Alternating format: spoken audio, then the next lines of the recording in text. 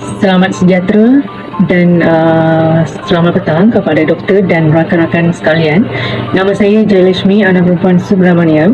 Nombor matrik saya 275015, di mana kumpulan kami telah memilih tajuk Buli Cyber di Malaysia. Dengan pengenalan, di mana buli cyber didefinisikan sebagai penggunaan komunikasi berasaskan teknologi termasuk telefon seluler, email, mesej segera dan jaringan sosial yang bertujuan untuk menimbulkan gangguan atau ugutan terhadap individu melalui mesej atau ekspresi secara dalam talian.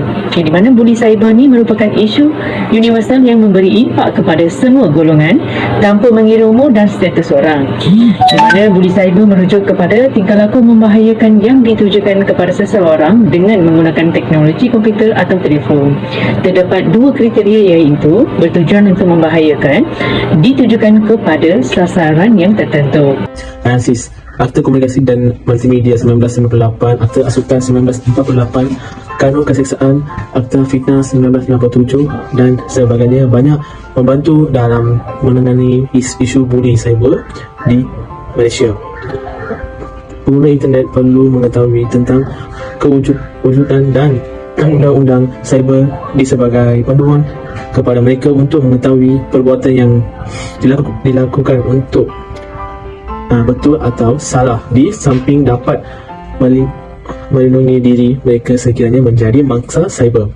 Umumnya, sesuatu masalah tidak boleh diselesaikan hanya melalui undang-undang, malah masyarakat perlu anda kesedaran mengenai undang-undang dan perbuatan yang menyalahi undang-undang berkenaan.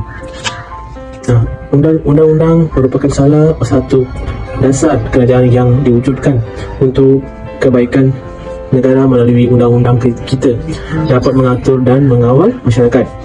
Dalam konteks internet pula, undang-undang cyber dicipta bagi memastikan netizen menggunakan ruang cyber dengan baik dan berhemah. Antara langkah yang baik dalam menangani isu ancaman cyber adalah melalui penguatkuasa undang-undang cyber. Walau bagaimanapun, netizen masih tidak menyadari tentang kewujudan undang-undang cyber dan terus berlaku peningkatan angka kes jenayah cyber setiap tahun. Selamat sejahtera, nama saya Irasi Madi, anak perempuan Maratera, nombor matrik 267454.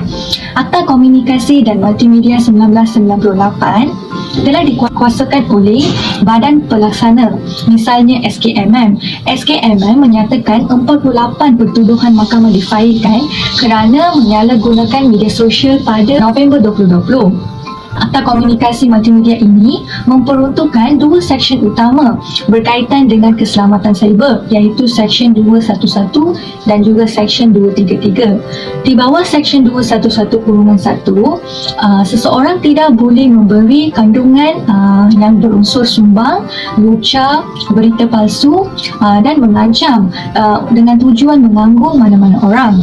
Contohnya adalah aktiviti buli cyber, menyebarkan fitnah, pornografi maupun menyebarkan berita palsu adalah satu kesalahan di bawah Seksyen 211-2. Di bawah seksyen yang sama, ahli kumpulan aplikasi komunikasi seperti WhatsApp, Telegram dan WeChat boleh dikenakan tindakan jika didapati mereka melakukan kesalahan seperti yang dijelaskan tadi. Selain itu, Seksyen 233 pula memperuntukkan dan melarang seseorang daripada menggunakan kemudahan rangkaian dengan mengantar komen, bentuk komunikasi yang lucah dan tidak senonoh. Nama saya Arvind Teva, anak lelaki Banasegaran, nombor matrik 275240. Bahagian saya iaitu Akta Jenayah Komputer 1997.